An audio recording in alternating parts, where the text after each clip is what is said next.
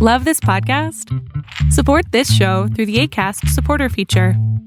It's up to you how much you give, and there's no regular commitment. Just click the link in the show description to support now. Before we get started with another great edition of the Duke Loves Rasslin podcast, I do want to let you know, Zencastr.com. That's right, Zencastr.com. They are, without a doubt, my favorite website to head over to for all of these great conversations that you hear on the Duke Loves Rasslin podcast. Superior quality in sound. Also, they have a great video option as well if you need to record your videos. But the best part about it is the files are all split separately into MP3s. So you can edit them separately, you can put them together, do whatever you got to do. The main idea is Zencastr. Zencastr.com. That's Zencastr.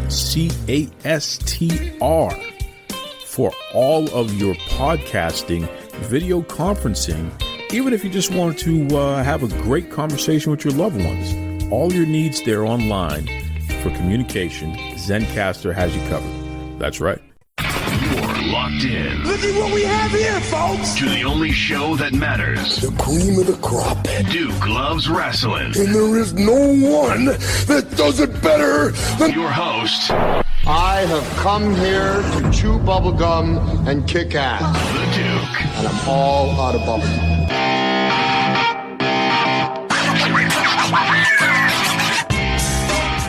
Welcome back to Duke Loves Rasslin, the show about pro wrestling and everything else. What is going on, brothers, sisters, non-binaries, extraterrestrials, and everyone else in between?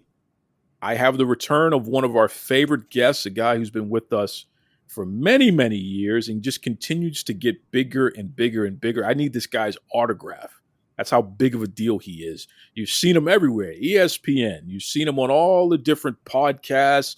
You see him on all the different streaming services for pro wrestling. He's in MMA. He's in baseball. Jesus, he might be in the kitchen cooking right now. Who knows? Without further ado, welcome back our brother, the young Professor Matt Graifer. What's going on there, Professor? Ducamus Maximus. Happy 4-year anniversary to you and I yesterday. This is airing Thursday, correct? Yes, Thursday is where. For those of you listening live, the day that it drops, 2 days ago then, on Tuesday, the 10th, marks exactly 4 years since I did my first ever podcast appearance with anyone, anywhere, and it was right here on the Duke Loves Rasslin podcast. And what a ride it has been in the 4 years that have ensued after that podcast. So I'm happy to catch up with you, brother. Let me ask you a question before we even go any deeper. Thinking about 4 years ago when we spoke and we agreed to have you on the show, how easy was the process just to get on? Very easy. And I learned from that particular experience that if you are someone that is looking to get out there and make appearances, the best way to do it is ask. That's it. And that's all. Because you think, especially shows that run weekly, let's just do math here, right? I am a professor, so let's do a little math, shall we? If someone runs a weekly podcast, that means they run 52 shows a year, okay? Assuming they don't miss any weeks and assuming they don't even add any bonus shows or anything like that. So 52 weeks a year, especially shows that are interview-based, that means they need to produce content for 52 shows. And if you're not trying to repeat, that means 52 guests. How many podcasts are there? Thousands, millions? Do the math, folks.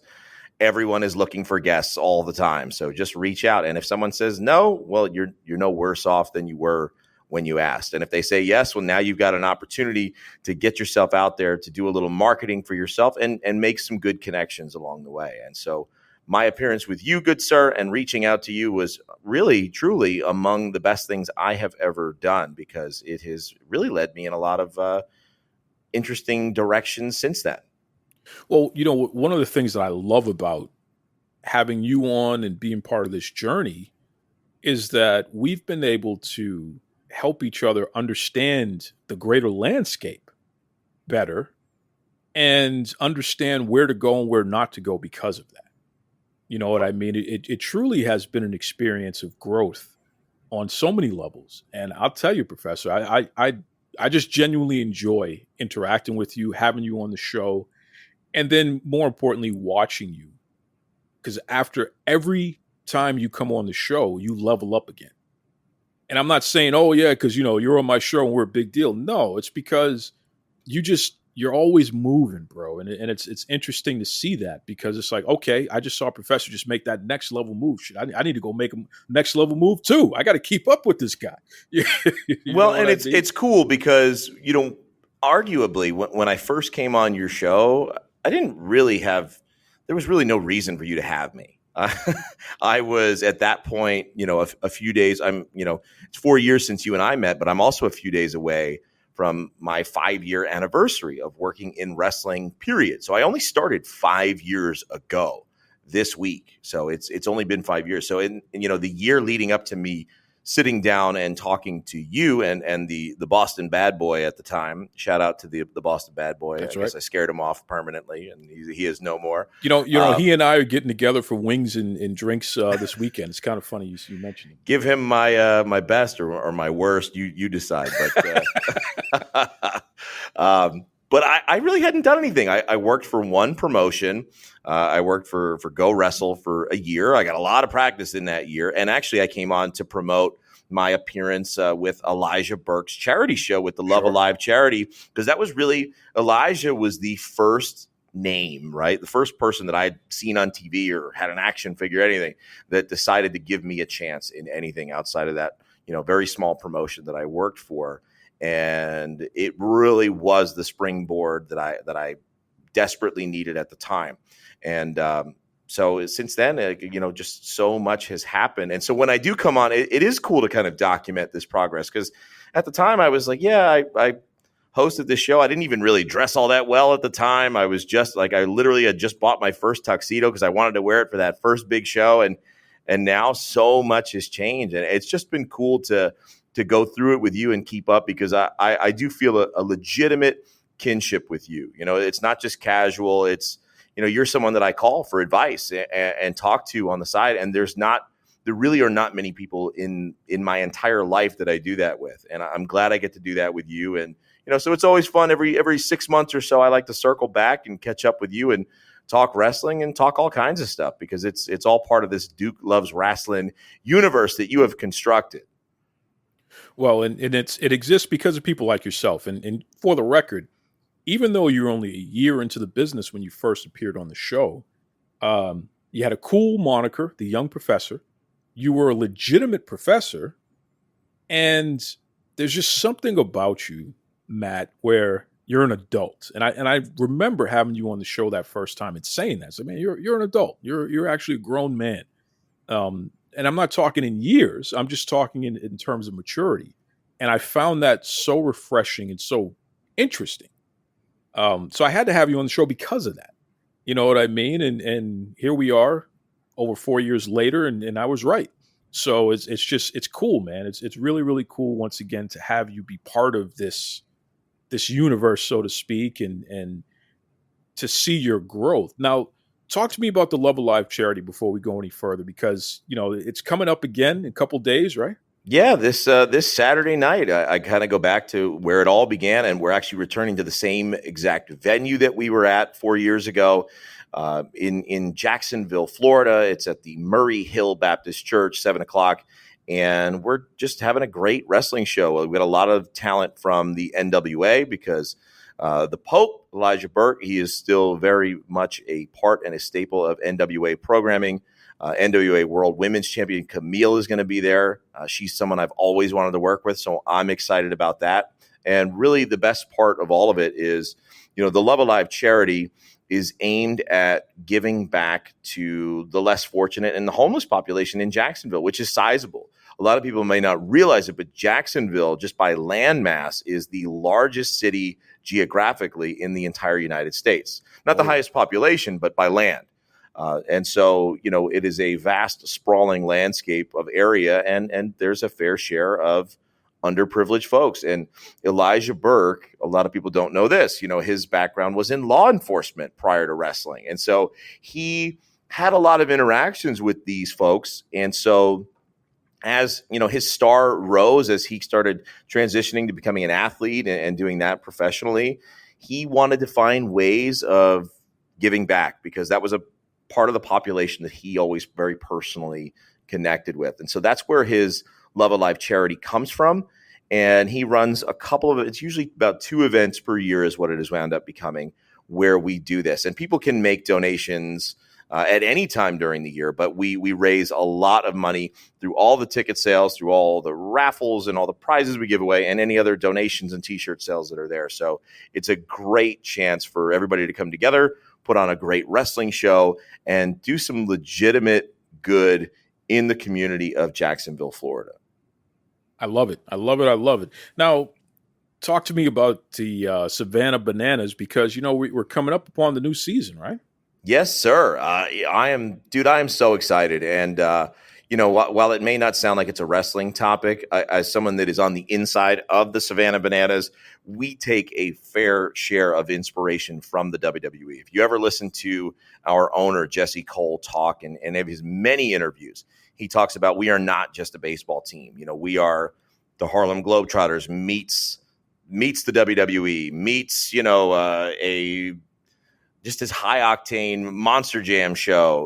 We've got dancing, we've got singing, we've got athletics, we've got unbelievable entrances and nonstop entertainment. And this year, they started as a small college wood bat summer baseball team, which is lower than minor league baseball. It's not affiliated minor league baseball. It is lower than that. It is a place where in the summer, these kids from different colleges would go and they would play in a wood bat league, similar to Major League Baseball rules, so they could freshen up their skills before they go back to college and keep playing collegiate athletics.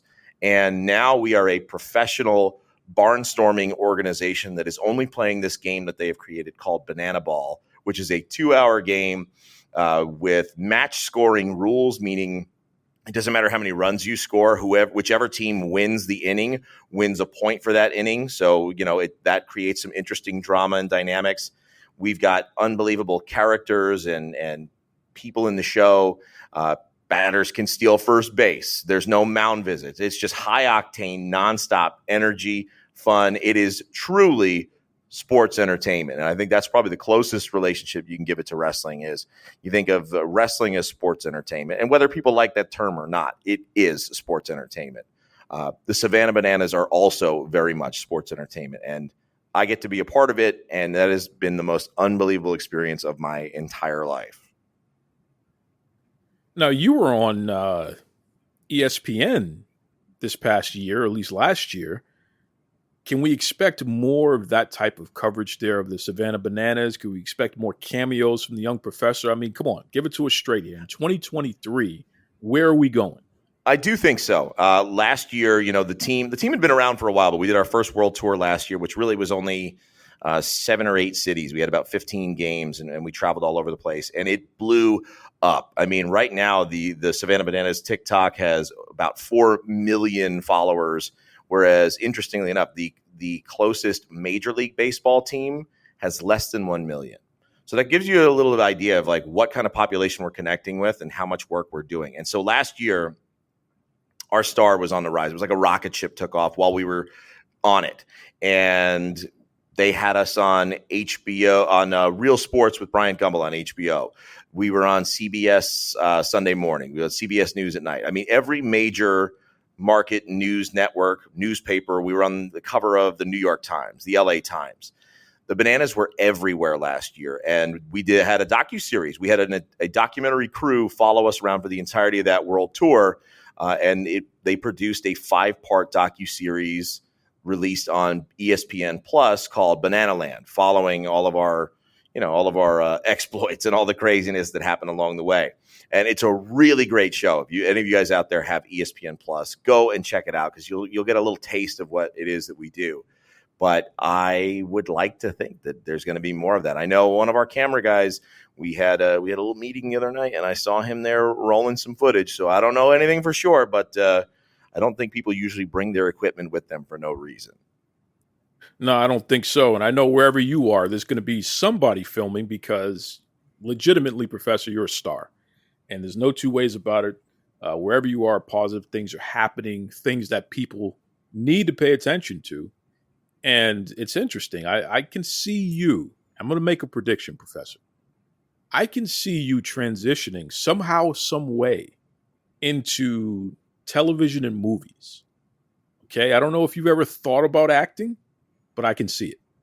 I can see it. Maybe, we could do an updated version of Major League or something like that. And you'd be on commentary. I'm putting it out there. I'm putting it into the universe. The young professor is going to be in some form of movie or TV show that is not reality based. It'll be some type of drama, some type of hijinks and what have you. I can see it in your future there. Well, if you want to put a bug in the ear of any of your many high up friends in the world, Duke, I'm here for it because, I'm sitting here, after the school day has passed. I'm in my classroom. I'm behind my desk still. And, I like what I do. I've always enjoyed being an educator and a teacher, but I'll be very, very candid with you. I've been doing this for almost 11 years.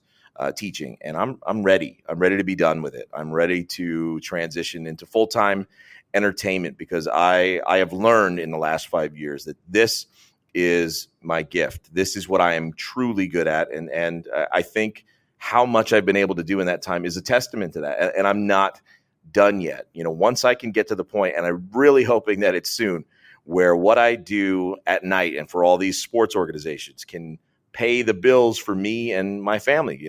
We're a family of 6, so that takes some doing. I'm not a 20-year-old kid that has nothing to lose, so that's why I have to work so hard on so many things simultaneously. But when that happens, I'm ready to go. I'm ready to jump all in, and I'm hoping that is sooner than later. But in the meantime, it's just a matter of keep doing what I'm doing and making big things happen where and when I can. That's for sure. Well, listen, don't leave them hanging here, Professor. Let everybody know listening, what's the best way to keep up with you and reach out to you, especially if there are any, it's ironic. I do have a lot of filmmakers, screenwriters, and all that other good stuff who are not only they listeners, but they've been on the show. So I know that you're going to be heard from some of those folks. Well, hey, man, send them my way, and they can reach me in a multitude of places. Facebook is a great platform for me, and I am at The Young Professor on Facebook. On Instagram and TikTok, I am at MG The Young Professor, and on Twitter, I am at Young Professor G. And Duke, I got to tell you, I did defy some advice of yours, and we have not spoken about this since then, but I am in the process of authoring a book all about how to be a professional host. And I think it is a desperately needed document that the world needs because, I don't think there's any magic to what I do.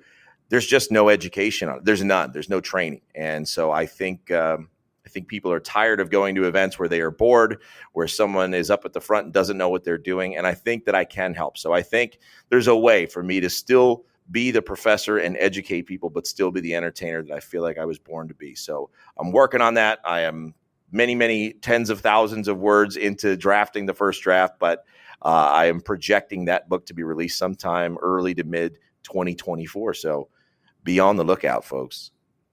So now the guy is an author as well, in case you're wondering there, folks. That's good stuff. So it begs the question, Professor, and let's end off on this one here. There's been a lot of speculation. There's been a lot of reports out there. The rumor mill has been stirring. Is it true that the young professor has purchased World Wrestling Entertainment? No comment at this time.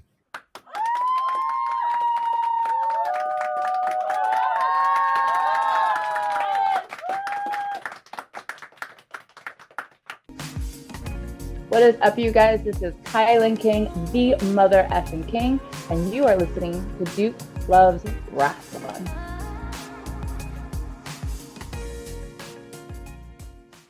Be kind to yourselves and be kind to others. Take it away, Tony Schiavone. This is Tony Schiavone, and we're desperately out of time on Duke Loves Wrestling.